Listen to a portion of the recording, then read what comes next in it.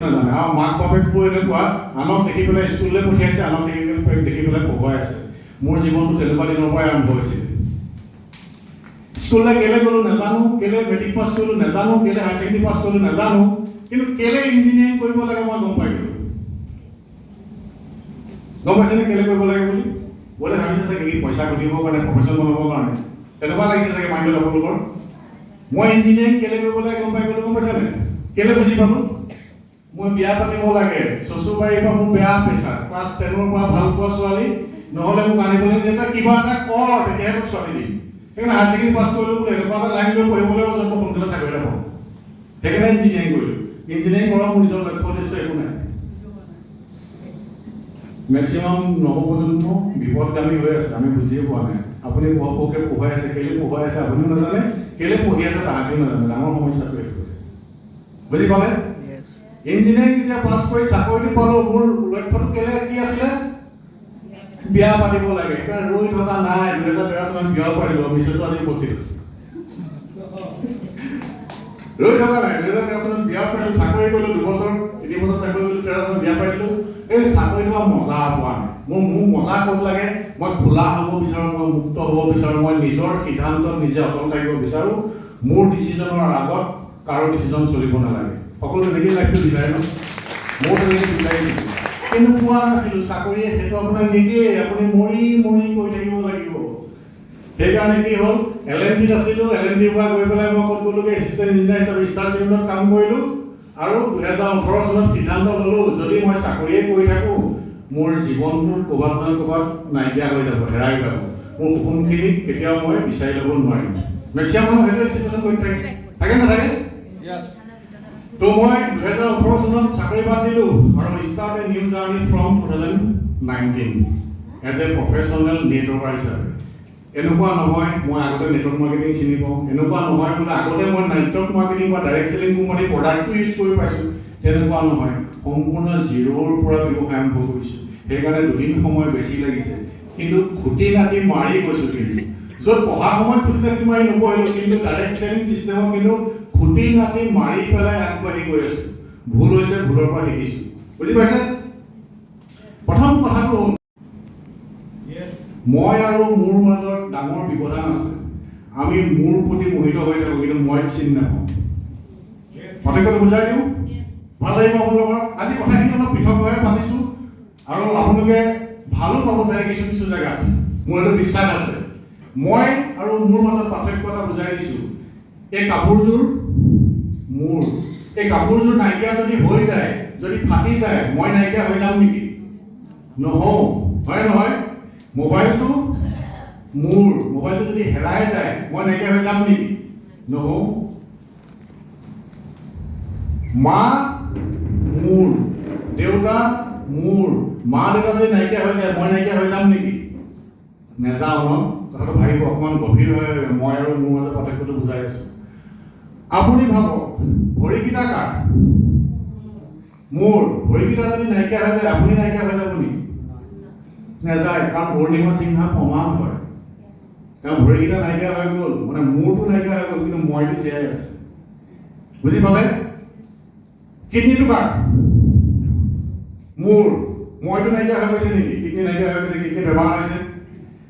যিমানবোৰ বস্তু আমি চকুৰে দেখোঁ সকলোখিনি মোৰ, আৰু যোনটো আমি চকুৰে নেদেখোঁ সেইটোৱে হ'ল মই।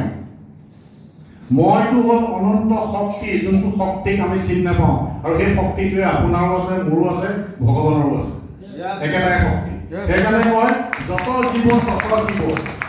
মইটো অদৃশ্য এক শক্তি হয়। আপুনি মইটোক চিনি পাওক, মইটোক বুজি পাওক, মইটোক সাহস দিয়ক, মইটোক প্ৰেৰণা হিচাপে লওক। আপুনিয়ে শ্ৰেষ্ঠ, আপোনাৰ বাবে পৃথিৱীৰ শ্ৰেষ্ঠ কোনো নাই। আৰু তেনেকুৱা যোনখনে বুজি পায়, আৰু তেনেকুৱা ব্যক্তিসকলে ব্যৱসায়ত বেছি দিন টিকি নাথাকে। তেওঁলোকে কিমান দিন টিকি থাকে? 2 পৰা 3 মাহ মানে টিকি থাকে। তাকে টিকি থাকে। তাৰপিছত যেতিয়া বুজি পায় যে এইটো লটাৰী টিকেট নহয়, তেওঁ বিজনেছটো বন্ধ কৰি দিয়ে। ফটককৈ সপোন দেখিলে মই বহুত ধনী হৈ যাম বুলি, হয় নহয়? তেনেকুৱা এচাম মানুহ আপুনি পাব। দ্বিতীয় চাম কেনেকুৱা পাব? তেওঁলোকে কি কৰে? তেওঁলোকে লটাৰী বুলি নাভাবে, কিন্তু তেওঁলোকে শ্বৰ্টকাট ব্যৱহাৰ কৰে। শ্বৰ্টকাট মানে কি? কিবা এটা কণ্টেষ্ট ডিজাইন কৰিব, কিবা এটা প্লানিং কৰিব। আপোনালোকে এনেকৈ শিকাই আছে, কিন্তু তেওঁ সেইটো নিশিকায়। তেওঁ নিজৰ আইডিয়া লগাব, আইডিয়া লগাই মই শ্বৰ্টকাটটো এপ্লাই কৰি চাওঁ নেকি, মই সোনকালে এচিভমেণ্ট ল'ম। মই সোনকালে ৰেংকলৈ যাম, তেনেকুৱা বিভিন্ন ধৰণৰ আইডিয়া লগাই থাকে নাথাকে? সেইসকলক কয় মেচিয়ৰ, কাৰণ তেওঁলোক মেচিয়ৰ হোৱা নাই। আৰু তেওঁলোকে কি ভাবে, মই যদি এইফালে এটা ভাল মানুহ পাই যাম, সেইফালে এটা ভাল মানুহ পাই যাম। তেওঁলোকে জীৱনত ভাল মানুহ বিচাৰি জীৱনটো পাৰ কৰি দিয়ে, কিন্তু নেটৱৰ্ক মাৰ্কেটিঙত ছাকচেছ হ'ব নোৱাৰে। সেইসকল হৈছে মেচিয়ৰ। বুজি পাইছে? আৰু তেনেকুৱা ধৰণৰ ব্যক্তিবোৰ জেনেৰেলি 6 মাহৰ পৰা এবছৰমানলৈকে নেটৱৰ্ক মাৰ্কেটিং ইণ্ডাষ্ট্ৰীত টিকি থাকে। আৰু আপোনালোক ভেৰি লাকি, মই আপোনালোকক লৈ প্ৰাউড ফিল কৰোঁ, ইয়াৰে মেক্সিমাম মানুহ চাগে এবছৰতকৈ বেছি দিন টিকি আছে। কাৰণ আপোনালোক মেচিয়ৰ নহয়, আপোনালোক পজাৰ্ছো নহয়, আপোনালোক হৈছে কি এজন প্ৰফেচনেল। নিজক প্ৰফেচনেল হিচাপে ঠিক কৰিবৰ কাৰণে আপোনালোকে তৈয়াৰ কৰিছে। নেটৱৰ্ক মাৰ্কেটিঙত আমি কি হ'ব লাগিব? প্ৰফেচনেল হ'ব লাগিব। বুজি পাইছে? 3টা কেটেগৰীত মানুহ থাকে। প্ৰফেচনেল হ'ব কি? তেওঁলোকে চিন্তা কৰে, নিজকে বিলিভ কৰে যে মই নেটৱৰ্কিঙৰ কাৰণে জন্ম হৈছোঁ। তেওঁলোকে নিজকে এণ্টাৰপ্ৰেনৰ বুলি ভাবে। এণ্টাৰপ্ৰেনৰসকলে সদায় নেটৱৰ্কিঙে কৰে। আপুনি বিজনেছ কৰিবলৈ হ'লে নেটৱৰ্কিঙে কৰিব লাগিব, নহ'লে বিজনেছ ছাকচেছ নাপায়। পৃথিৱীত যিমান বিজনেছ আছে, ছাকচেছফুল বিজনেছ বা ছাকচেছফুল বিজনেছমেনসকল, তেওঁলোকে বিভিন্ন চিষ্টেমৰ দ্বাৰা নেটৱৰ্কিঙে কৰে। কালি ছাৰে বহুত সুন্দৰকৈ বুজাই গৈছে গোটেই কথাখিনি, যিটো শুনি চাই হয় নহয়? প্ৰথম চেচনত নেটৱৰ্কিং কি বস্তু ধুনীয়াকৈ বুজাই গ'ল, তাৰপৰা মই নুবুজাওঁ। প্ৰথম কথাটো হ'ল প্ৰফেচনেলসকলে সময় আৰু টকা খৰচ কৰে নিজৰ স্কিল ডেভেলপমেণ্টৰ কাৰণে। সেইকাৰণে জবৰদস্ত নিজেই নিজৰ কাৰণে এটা কেবিন দিব লাগে। আপোনালোকে সময় টকা 2700 অহা যোৱা মিলাই 4000 লৈ গৈছে, খৰচ কৰিছে কিহৰ কাৰণে? নিজৰ স্কিল ডেভেলপমেণ্ট কৰিবৰ কাৰণে, হয় নহয়? তাৰপিছত নিজেও প্ৰত্যেকটো যিখিনি প্ৰয়োজনীয়তা আছে প্ৰত্যেকটো স্কিলত তাক শিকি লয় আৰু লগতে নিজৰ টিমটোকো এক্সপাৰ্ট বনাবৰ কাৰণে কাম কৰে। নিজৰ টিমটোকো এক্সপাৰ্ট বনাবৰ কাৰণে কাম কৰে। আৰু কথাটো হ'ল কি, your job is to become professional and develop professionals in your organisation.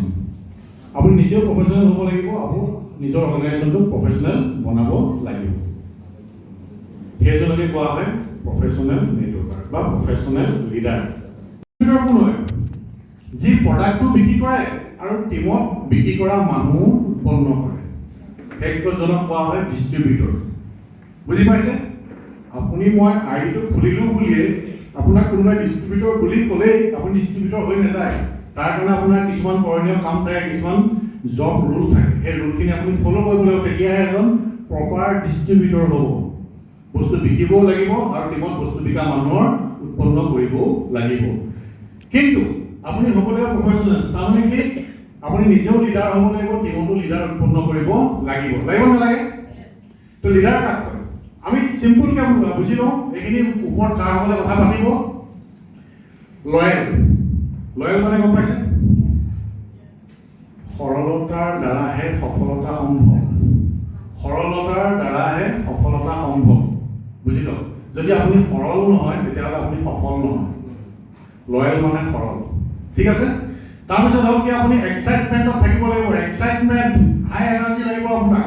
যদি আপুনি এক্সাইটমেণ্টত নাথাকে তেতিয়াহ'লে আপুনি কাকো এফেক্ট কৰিব নোৱাৰে, কাকো মটিভেট কৰিব নোৱাৰে। নেটৱৰ্ক মাৰ্কেটিঙত আপোনাৰ এক্সাইটমেণ্টটো বহুত প্ৰয়োজন, সেইকাৰণে উৎসাহিত হৈ থাকিব লাগিব। এটা শুকান মনৰ মানুহক যি সেমেকি থাকে, ডাউন হৈ থাকে, তাৰ লগত মানুহে কথা পাতি ভাল পায় নেকি? কেতিয়া কথা পাতি ভাল নাপায়? মোৰ ওচৰত নায়েই আৰু, মই একদম দুখীয়া, মোৰ দ্বাৰা নহ'ব। আপোনালোকেনো মানুহ কেনেকৈ পায়? মই মানুহে নাপাওঁ। ছাৰ, মোৰ মানুহৰ ওচৰলৈ গ'লে আমুকটোহে সমস্যা, তামুকটোহে সমস্যা, মোৰ লগত মানুহে জইনেই নকৰে। সদায় সেই টেনশ্যন দি লৈ থকা মানুহটোৰ লগত মানুহে সঁচাকৈ জইন কৰিব নেকি? নকৰে। নিগেটিভ এনাৰ্জিটোৰ লগত কেতিয়াও পজিটিভ এনাৰ্জি এটা কানেক্ট নহয়। নৰ্থ পোল আৰু চাউথ পোলৰ কাহিনীটো গম পাইছে নহয়? নিগেটিভ এনাৰ্জিটোৰ লগত পজিটিভ এনাৰ্জি কেতিয়াও কানেক্ট নহয়। সেইকাৰণে আপোনালোকে মানুহ বিচাৰি নাপায়। নিজক এক্সাইটমেণ্টত ৰখাৰ প্ৰয়োজন আছে। ছাৰ, আমি 5 মিনিট এটা এক্সাইটমেণ্টৰ এটা মিউজিক ছাৰ লগাই দিওঁ, একদম জবৰদস্ত জমা কৰিম। 42.7%। বুজি পাইছে? তাৰমানে কাষ্টমাৰ চাইজ ক'ত বেছি আছে? এছিয়াত বেছি আছে। টাৰ্ণঅভাৰ ক'ত বেছি হৈ আছে? এছিয়াত বেছি হৈ আছে। ঠিক আছে? টোটেল টাৰ্ণঅভাৰ যদি চাওঁ, ডাইৰেক্ট চেলিং ইণ্ডাষ্ট্ৰী 16,60,000 কোটি টকা। ইণ্ডিয়াৰ টোটেল টাৰ্ণঅভাৰ কিমান? 26,852 কোটি টকা টাৰ্ণঅভাৰ 22 আৰু 23 চনৰ ফাইনেন্সিয়েল ইয়েৰত। এইটো মোৰ ডাটা নহয়, এইটো world federation of direct selling association. কাৰণ world federation of direct selling এছ'চিয়েশ্যনৰ ডাটা হয়। এইখিনি একদম শুদ্ধ ডাটা, ইয়াত কোনো ইফাল সিফাল ভেজাল নাই। গম পালে নাম্বাৰ 1 কাণ্ট্ৰি কোন গম পালে ৱৰ্ল্ড মাৰ্কেটত এই যে টাৰ্ণঅভাৰটো কৰি আছে ভাৰতে মাত্ৰ ইমানহে কৰিছে ২৬,০০০ কোটি টকাহে টাৰ্ণঅভাৰ কৰিছে কিন্তু হাইয়েষ্ট টাৰ্ণঅভাৰ কোনে কৰিছে ইউএছএ চাইডিয়ে কৈছে ৩,২৬,০০০ কোটি টকাৰ এপ্ৰক্সিমেটলি তেওঁলোকে টাৰ্ণঅভাৰ কৰিছে ঠিক আছে এতিয়া চাব ইণ্ডিয়া আৰু ইউএছএৰ মাজত পাৰ্থক্যটো ইণ্ডিয়া আৰু ইউএছএৰ মাজত পাৰ্থক্যটো এটা বুজাই দিছে এই পাৰ্থক্যটো হ'লে ভাল হ'ব ইণ্ডিয়াই ডাইৰেক্ট চেলিং ষ্টাৰ্ট কৰিছে 1996ত আৰু আমেৰিকাই আৰম্ভ কৰিছিলে ১১ বছৰ আগতে 1886 ডাইৰেক্ট চেলিং চৰকাৰীকৰণ কৰাত সময় লৈছে সেইটো বেলেগ কথা যেনেকৈ ভাৰতত চৰকাৰীকৰণ হ'বলৈ সময় লাগিছে তেনেকৈ আমেৰিকাতো সময় লাগিল কিন্তু ডাইৰেক্ট চেলিং ষ্টাৰ্ট হৈছিলে 1886ৰ পৰা আমেৰিকাত প্ৰথমবাৰৰ কাৰণে ১১০ বছৰ আগৰ পুৰণা খেল হয় না তেওঁলোক পুৰণা প্লেয়াৰ হয় ঠিক আছে এতিয়া চাওক ইণ্ডিয়া কেই নম্বৰ আছে ৱৰ্ল্ড মাৰ্কেটত আমি লাকি হয় এটা জবৰদস্ত লেভিং কম য'ত আমাৰ ইণ্ডিয়াৰ স্থান নাছিলে সেই ইনফৰমেশ্যন টেকনলজিৰ যুগত লাষ্ট যদি আপোনাৰ 10 to 15 ইয়াৰ্ছ চাই নেটৱৰ্ক মাৰ্কেটিঙত ইণ্ডিয়াত উত্থান হ'বলৈ আৰম্ভ কৰিছে গ্ৰ'থ হ'বলৈ আৰম্ভ কৰিছে গ্ৰ' কৰিবলৈ আৰম্ভ কৰিছে আৰু লাহে লাহে ক্ৰমান্বয়ে স্থান নাইকিয়া এটা জেগাৰ পৰা গৈ ইণ্ডিয়াত সোমালেগৈ 11 নম্বৰত সোমাই দিলে আৰু ভাল লগা কথা কি গম পাইছে নাই আহিবলগীয়া 2030 চনৰ ভিতৰত ইণ্ডিয়া গৈ পেলাই এই তিনিখনৰ ভিতৰত থাকিব এই তিনিখনৰ ভিতৰত যেতিয়া থাকিব ইণ্ডিয়াই অকলে 1 লাখ কোটি টকাৰ টাৰ্ণঅভাৰ ক্ৰছ কৰিব 1 লাখ কোটি টকাৰ এটা ফাইনেন্সিয়েল ইয়েৰত এতিয়া কিমান কৰিছে 22 আৰু 23 চনত ২৬,০০০ কোটি টকা 25 চনত কিমান হোৱাৰ সম্ভাৱনা আছে নিয়াৰ এবাউট 60 to আপোনাৰ 65ৰ ভিতৰত আপোনাৰ টাৰ্ণঅভাৰ কোটা লৈ যাব ইমানটো টাৰ্ণঅভাৰ হ'বলৈ যাওঁতে ভাৰতবৰ্ষত কোটিপতিৰ লাইন লাগি গৈছে আজিকালি ফৰেনত যাব লাগে দামী গাড়ীবোৰ চাব লাগে আৰু গাড়ীবোৰৰ মালিকজন কোন কৰিব লাগে এজন কোনোবা এটা কোম্পানীৰ সাকসেসফুল নেটৱৰ্কাৰে হয় yes যদি মাত্ৰ এইটো টাৰ্ণঅভাৰ হওঁতে লাইন লাগি গৈছে 1 লাখ কোটি টকা টাৰ্ণঅভাৰ হওঁতে কি হ'ব আমাৰ গাঁওবোৰত মাৰ্চিডিজ BMW অধিক সোমাই থাকিব 2030 চনৰ ভিতৰত গাঁওবোৰত আমাৰ 10 মানুহ আছে তাৰ মাহে এখন BMW অধিক সোমাই থাকিব গ্ৰেজবোৰত এতিয়া যেনেকৈ এল্টো গাড়ী সোমাবলৈ আৰম্ভ কৰিছে এল্টো ৱেগনাৰ এইবোৰ সোমাবলৈ আৰম্ভ কৰিছে আজিকালি ঘৰে ঘৰে এইখন গাড়ী হৈ গ'ল 18-19 বৰ্ষত 57 লাখ মানুহে ইণ্ডিয়াত প্ৰফেচনেলি কৰিছিলে আৰু ক্ৰমান্বয়ে 21 আৰু 22 চনত 84 লাখ মানুহে প্ৰফেচনেলি কৰি আছে আৰু বৰ্তমান যদি আমি চাওঁ বৰ্তমানৰ সমীক্ষাটো আমাৰ ওচৰত আহি পোৱাহি নাই বৰ্তমানৰ যদি সমীক্ষাটো ওলায় 1 crore প্লাছ হৈ গৈছে যি প্ৰফেচনেলি ডাইৰেক্ট চেলিঙক চুজ কৰিছে এনেই এজ এ নেটৱৰ্কাৰ বুলি ক'বলৈ বহুত আছে কিন্তু প্ৰফেচনেল নেটৱৰ্কাৰ বহুত কম আছে এজ এ নেটৱৰ্কাৰ বুলি ক'বলৈ যদি চোৱা যায় ইণ্ডিয়াত 2 to 3 crore মানুহ ওলাব যি ইটো কোম্পানী দুদিন সিটো কোম্পানী দুদিন তেনেকৈ টাইম পাছ কৰি থকা নেটৱৰ্কাৰ বহুত আছে কিন্তু প্ৰফেচনেলি কৰা নেটৱৰ্কাৰ কিন্তু ভাৰতবৰ্ষত ডাটাই কি কৈছে 84 লাখহে আছে তাৰ ভিতৰত যদি চোৱা যায় ইণ্ডিয়াত খেলটো উল্টা ইণ্ডিয়াত কি হৈছে মহিলাৰ পাৰ্চেন্টেজ 44 সাকসেসফুল নেটৱৰ্কাৰ বুজি পাইছে আৰু জেন্টছৰ পাৰ্চেন্টেজ 56 কিন্তু ৱৰ্ল্ডত কিন্তু উল্টা ৱৰ্ল্ডত কি হয় 75% লেডিজ ইণ্ডিয়াৰ বাহিৰত সাকসেসফুল নেটৱৰ্কাৰ 75% লেডিজ আৰু 25% জেন্টছ কথা গম পাইছে আৰু ইণ্ডিয়াৰ সমীক্ষাটো উল্টা হয় কিন্তু ইণ্ডিয়াত বহুত সম্ভাৱনা আছে সেইকাৰণে আজিকালি বিজেপি চৰকাৰ তেওঁৰ মহিলাখিনিক কামত লগাই দিছে কাৰণ সম্ভাৱনা ক'ত বেছি দেখিলে মহিলাৰ ওচৰত দেখিলে পটেনচিয়েল কাৰ বেছি আছে মহিলাৰ আছে কথা কোনে মহিলাই শুনে ধাৰ দিলে সময়ত পইচা কোনে ঘূৰাই দিয়ে মহিলাই ঘূৰাই দিয়ে দায়িত্ব কোনে লয় মহিলাসকলে লয় তো সেইকাৰণে চৰকাৰে মহিলাসকলক ধৰিবলৈ আৰম্ভ কৰি দিলে চৰকাৰ বুজি পায় তেওঁলোকে কাৰণ এইবোৰ ফৰ্মুলা চাই থাকে যে পটেনচিয়েল ক'ত বেছি আছে পুৰুষৰ বেছি নে মহিলাৰ বেছি মহিলাৰ পটেনচিয়েল বেছি আৰু ইণ্ডিয়াকো ডাইৰেক্ট চেলিং ইণ্ডাষ্ট্ৰীত যদি আপুনি চায় তেতিয়াহ'লে বহুত চান্স আছে ইয়াত গ্ৰ' কৰিবৰ কাৰণে কাৰণ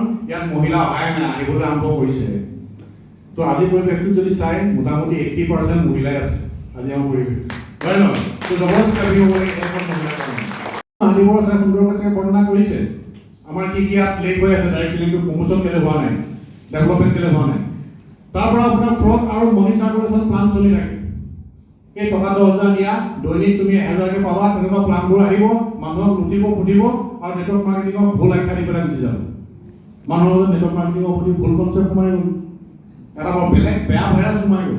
সেই ভাইৰাছটো উলিয়াবলৈ অকণমান কষ্ট হ'ব। তাৰ কাৰণে আমি কি কৰিব লাগিব, খুব এৱাৰনেছ কৰিব লাগিব, খুব আমি ইনিচিয়েটিভ ল'ব লাগিব, আৰু লগতে চৰকাৰে কিছুমান ইনিচিয়েটিভ ল'ব লাগিব। আৰু ভাল লগা কথাটো এইটোৱেই, চৰকাৰে যথেষ্টখিনি ইনিচিয়েটিভ ল'বলৈ আৰম্ভ কৰি দিলে, সেইকাৰণে এডুকেশ্যন পাৰ্টত সোমাই গ'ল। বুজি পাইছে? জবৰদস্ত ক্লাবি কৰি দিয়ক।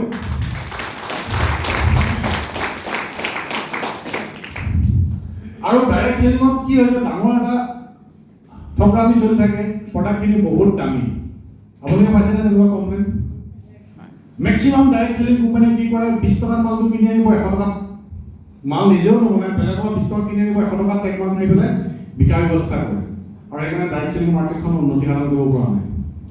মেক্সিমাম ফলছ ডাইৰেক্ট চেলিং কোম্পানী সোমাই আছে, যি 2 বছৰ 3 বছৰ 5 বছৰ কাম কৰি ধনী হ'ম বুলি আহিছে, যি এটা ষ্টেবল বিজনেছ কৰিম বুলি অহা নাই, যি সমাজখনৰ উন্নতি সাধন কৰিম বুলি অহা নাই, তেনেকুৱা কোম্পানী কিন্তু মাৰ্কেটখন বহুত সোমাই আছে। তো সেইকাৰণে আপোনালোকে বাছি বাছি খোজ দিব। যদি খোজটো ইফাল সিফাল হৈ গৈছে, আপোনালোক ফচি যাব। কথাটো মন কৰিব। ৱৰ্ল্ডত 55 ইণ্ডিয়াত যদি চাই আপোনাৰ 55% ৱেলনেছ মাৰ্কেটখন কভাৰ কৰে। কোনে? Direct selling. ডাইৰেক্ট চেলিঙত অকল আমাৰ দৰৱে বিক্ৰী হয় নেকি? পাৰ্চনেল কেয়াৰ, হোম কেয়াৰ, হয় নহয়? বিভিন্ন ধৰণৰ আপোনাৰ এগ্ৰ প্ৰডাক্ট আছে, বিভিন্ন ধৰণৰ আপোনাৰ কিছুমান কোম্পানী এক্সেসৰিজ বিকে, হয় নহয়? ফেন চেন এইবোৰলৈকে বিকে, বিভিন্ন কোম্পানী বিভিন্ন বস্তু বিকে। তো তথাপিও ইণ্ডিয়াত যদি চাই, চবতকৈ বেছি মাৰ্কেট কব্জা কৰি থৈছে আপোনাৰ ৱেলনেছ মাৰ্কেটখনে ডাইৰেক্ট চেলিঙৰ দ্বাৰা 55%। কেলে ভাবি আছো আপোনালোকে বুজি পাব। ৱেলনেছ মাৰ্কেট আপুনি যদি চাই, biggest in Indian direct selling industry, wellness product market is dominated foreign companies in India. 2 number point 2 হৈছে কি, ইণ্ডিয়াৰ এই ৱেলনেছ মাৰ্কেটখন কিন্তু বিদেশী কোম্পানীখিনিয়ে কব্জা কৰি থৈ দিছে। এমৱে, হাৰ্বালাইফ, তেনেকৈ বহুতখিনি ডিএক্সএন, ৱেলনেছ যোনখন মাৰ্কেট বিদেশী কোম্পানীবোৰে কব্জা কৰি থৈ দিছে। সেইটো বহুত ডাঙৰ মাৰ্কেট চাইজ কিন্তু ৱেলনেছ মাৰ্কেটখন। এই কথাটো আমি আলোচনা কৰিম। আৰু সবতকে ফাষ্টেষ্ট গ্ৰোথ ৰেটত ডেভেলপ হোৱা মাৰ্কেটখনে হৈছে ৱেলনেছ মাৰ্কেট। আমি ডাইৰেক্ট চেলিঙৰ লগত জড়িত হৈ আছো, কিন্তু আমি কাক ৰিপ্ৰেজেণ্ট কৰি আছো? ৱেলনেছক ৰিপ্ৰেজেণ্ট কৰি আছো। আৰু সবতকে ফাষ্টেষ্ট গ্ৰ'ইং হোৱা গ্ৰোথত থকা মাৰ্কেটখনে হৈছে ৱেলনেছ মাৰ্কেট। বুজি পাব কথাটো? তেতিয়াহ'লে এহেততকৈ ডাঙৰ প্লেয়াৰ কোন আহি আছে? সিংহ কোন আহি আছে? এমআই লাইফষ্টাইল আহি আছে। এমআই লাইফষ্টাইলে হৈছে বৰ্তমান ইণ্ডিয়াত 35,000 crore ৱেলনেছ মাৰ্কেটখন কব্জা কৰিবলৈ নিজক ৰেডি কৰিছে। বৰ্তমান নিজক ৰেডি কৰিছে। কেনেকৈ ৰেডি কৰিছে? আয়ুষৰ লগত টাই আপ কৰি, আয়ুষ মিনিষ্ট্ৰী এপ্ৰভেশ্যন লৈ, প্ৰডাক্ট চাৰ্টিফাইড কৰি, কোৱালিটি পাছ কৰাই পেলাই কমপ্লিট পিয়'ৰ আয়ুৰ্বেদিক বিক্ৰী কৰাৰ পদ্ধতি আৰম্ভ কৰিছে। আৰু কমপ্লিট ফ'কাছ কৰিছে নট অনলি ৱেলনেছ, আয়ুৰ্বেদিক ৱেলনেছৰ ওপৰত ফ'কাছ কৰিছে। দুটা কথা আছে, ৱেলনেছ আৰু আয়ুৰ্বেদিক ৱেলনেছ বেলেগ বস্তু। ফুড সাপ্লিমেন্ট, নিউট্ৰিশনাল সাপ্লিমেন্ট সকলোখিনি ৱেলনেছ হয়, কিন্তু আয়ুৰ্বেদিক ৱেলনেছ ফ'কাছ কৰা একমাত্ৰ কোম্পানীটো হৈছে MI lifestyle marketing global private limited. 2019 হয়, 2022 হয়, 2024 হয় নহয়? ইউনিক বিজনেছ প্লান হয়। বিজনেছ প্লান প্ৰথম কথাটো বুজিব, 2 লাখ জেনেৰেশ্যন প্লান, 77% ডিষ্ট্ৰিবিউচন হয়, আৰু আনলিমিটেড ডেপ্থ আছে। একমাত্ৰ কোম্পানী ইণ্ডিয়াত ৱৰ্ল্ডত যোনটো কোম্পানীয়ে নিজৰ টাৰ্ণঅভাৰৰ 77% ডিষ্ট্ৰিবিউচন কৰে, বাকী কোনো কোম্পানীয়ে নকৰে। চবতকৈ ডাঙৰ কথা এইটো, তাৰ কাৰণে জবৰদস্ত ক্লেপিং হ'ব লাগে। টোটেল টাৰ্ণঅভাৰ ডিষ্ট্ৰিবিউচন কৰে, কথা বুজিব। কাৰণ ডাইৰেক্ট চেলিঙত কি হয়, 70% থাকি যায়, 70% ডিষ্ট্ৰিবিউট হ'ব লাগে। 70% নহয়, 77% ডিষ্ট্ৰিবিউট কৰি দিয়ে। ইম্পৰ্টেণ্ট কথা এইটো। আৰু ৰেজিষ্ট্ৰেশ্যনৰ কিবা ফিজ আছে নেকি আমাৰ? আৰু ইজি প্ৰচেছ কেৱাইচি হয়, হয়নে নহয়? তো ইজিলি এজন মানুহ ইয়াত জড়িত হ'ব পাৰে, এজ এ কাষ্টমাৰে হওক, এজ এ ডিষ্ট্ৰিবিউটৰ হওক, তেওঁ জড়িত হ'ব পাৰে। তো দুটা কনচেপ্ট বুজক। নেটৱৰ্ক মাৰ্কেটিঙত ইনকাম প্লানটো দুটা পদ্ধতিত চলে। এটা পদ্ধতিত কি হয়, জেনেৰেশ্যন প্লান, এটা পদ্ধতিত বাইনেৰী প্লান। বহুতে নেটৱৰ্ক মাৰ্কেটিঙৰ জেনেৰেশ্যন প্লান কি বস্তু আৰু বাইনেৰী প্লান কি বস্তু বুজি নাপায়। এই বস্তুটো বুজিব, এই বস্তু যেতিয়া বুজি পাব তেতিয়া আপোনাৰ ডাউট ক্লিয়াৰ হ'ব। এইটো হ'ল বাইনেৰী প্লান আৰু এইটো হ'ল জেনেৰেশ্যন প্লান। বাইনেৰী প্লানত কি থাকে, ফিক্স পেকেজ থাকিব। 10,000 টকা দি পেলাই জইন কৰক, 5,000 টকা দি পেলাই জইন কৰক, 3,000 টকা দি পেলাই জইন কৰক, ফিক্স পেকেজ থাকিব। ঠিক আছে? আৰু ৰিক্ৰুটমেণ্ট বোনাছ থাকিব আপুনি যেনেকুৱা যিমান জইনিং কৰিব সিমান আপোনাৰ বোনাছ আহিব ক'ত থাকিব আপোনাৰ বাইনেৰী আৰু ইয়াত কি থাকিব পেয়াৰ ইনকাম থাকিব পেয়াৰ হ'ব লাগিব সিজনৰ 10,000 হ'ব লাগিব সিজনৰ 10,000 হ'ব লাগিব তেতিয়াহে আপুনি ইনকাম পাব যদি 10,000 নহয় 1,000 হ'ব 10,000 হ'লে 9,000 হে হ'ল 9,999 টকাহে হ'ল ইনকাম নাপায় আৰু আপোনাৰ বিজনেছ জিৰ' হৈ গ'ল ইনকামো নাপালে কষ্ট হ'লে গ'ল আৰু বিজনেছটো জিৰ' হৈ গ'ল ঠিক আছে আৰু কোনো ৰিপাৰ্চৰ ওপৰত ইনকাম নাথাকে বাইনেৰীত কোনো ৰিপাৰ্চৰ ওপৰত ইনকাম নাথাকে আৰু ইয়াত কেৰি ফৰৱাৰ্ড থাকে কিন্তু ইয়াত কেৰি ফৰৱাৰ্ড থাকে ক'ত থাকে বাইনেৰীত কেৰি ফৰৱাৰ্ড থাকে বিজনেছটো আপোনাৰ যোনটো বেছি হৈ গৈ আছে সেইটো আপোনাৰ বাঢ়ি এটা চলিব সেইটো প্লাছ হৈ গৈ থাকিব গম পালে আৰু ইয়াত কি থাকে কেপিং থাকে লিমিটেড ইনকাম থাকে কেপিং মানে এটা লেভেলৰ পৰা আপোনাৰ ইনকামটো বাঢ়ি নাযায় আৰু ধৰা হাইয়েষ্ট ইনকাম বোলে ইয়াত 5 লাখ টকা তো সেই 5 লাখ টকাটোৱে হাইয়েষ্ট তাতকৈ এটকাও বেছি নাপায় তেনেকুৱা ইয়াত লিমিটেশ্যন থাকে কিন্তু জেনেৰেশ্যন প্লানত কি থাকে মই এতিয়ালৈকে এমআৰএছৰ প্লানটো লৈ কথা পতা নাই এতিয়া কথা পাতি আছো আপোনালোকৰ লগত বাইনেৰী আৰু জেনেৰেশ্যনৰ মাজত পাৰ্থক্যটো বুজাই আছো জেনেৰেশ্যনত কি থাকে কোনো ফিক্স পেকেজ নাথাকে আৰু ইয়াত কি থাকে ৰিক্ৰুটমেণ্ট বোনাছ নাথাকে কাৰোবাক জইন দিলে বুলি আপুনি পইচা ইয়াত নাপায় ইয়াত কি হয় টাৰ্ণঅভাৰ বেছ ইনকাম হয় ইয়াত পেয়াৰ ইনকাম হয় আপোনাৰ জইনিঙৰ ওপৰত ইনকাম হ'ব পেয়াৰ মেচিং কৰিবলৈ ইনকাম হ'ব ইয়াত কিন্তু টাৰ্ণঅভাৰ বেছ ইনকাম হ'ব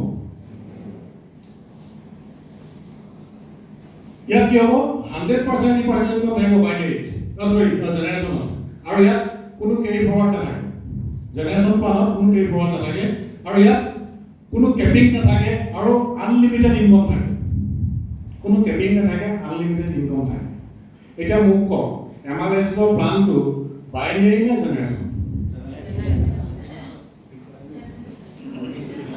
My dear friends, all over India, all over world, একমাত্ৰ কোম্পানী যোনটো প্লানটো হাইব্ৰিড প্লান না জেনেৰেশ্যন না বাইনেৰী দুইটা সাইডৰ পৰা ভাল কিটা লৈ পেলাই বেয়া কি পেলাই প্লান বনালে ইয়াৰ ভাল কিটা কেৰি ফৰৱাৰ্ডটো আৰু আপোনাৰ কেপিং আৰু লিমিটেড ইনকামটো ভাল উইকলি ইনকাম কেলে আজি ময়ো পাম তুমিও পাবা তুমিও মনৰ সান্তনা ল'ব পৰা ময়ো মনৰ সান্তনা ল'ব পৰা এটা আমি দুটা সমান হৈ যাম তুমি ৰজা হ'ব মই ৰজাম টিমটোকো সান্তনা দিব পাৰি সাহস দিব পাৰি আজি মই বেছি পাই চিন্তা নকৰিবি এদিন দৌৰ 2 লাখ 10 কৰিম মই 2 লাখ 10 পাম আমি সমানে ফূৰ্তি কৰিম ক'বতো পাৰি হয়নে নহয় আৰু ইয়াত আপোনাৰ কি কৰিলে ইয়াত কেৰি ফৰৱাৰ্ডটো নাই কেৰি ফৰৱাৰ্ডটো পাৰিলে বাকি গোটেই প্লাছ পইণ্টকেইটা লৈ ল'লে আৰু দুটা মিলাই এটা কম্বাইন কৰি এটা মাইণ্ড ব্লোয়িং প্লান বনালে সেইটোৱে হ'ল হাইব্ৰিড প্লান আৰু 9 লাখ টকাৰ ইনকাম থাকে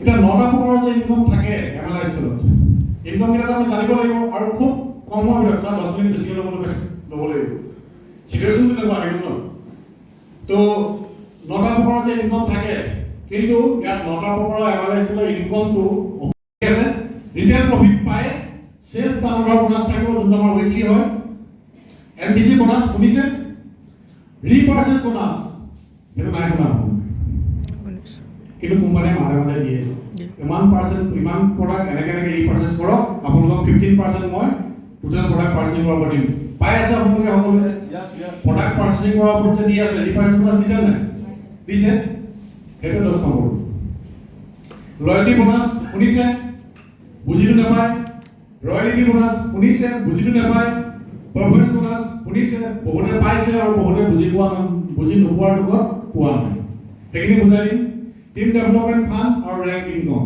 এইটা হয় 10টা আৰু এটা আছে ওভাৰৰাইডিং এইটা বেলেগ আছে নেকি ইয়াৰ বেলেগ ইনকাম নাই ঠিক আছে ইয়াৰ মাজত কিছুমান আছে সেইখিনিৰ পিছত কথা পাতিম আপোনালোকে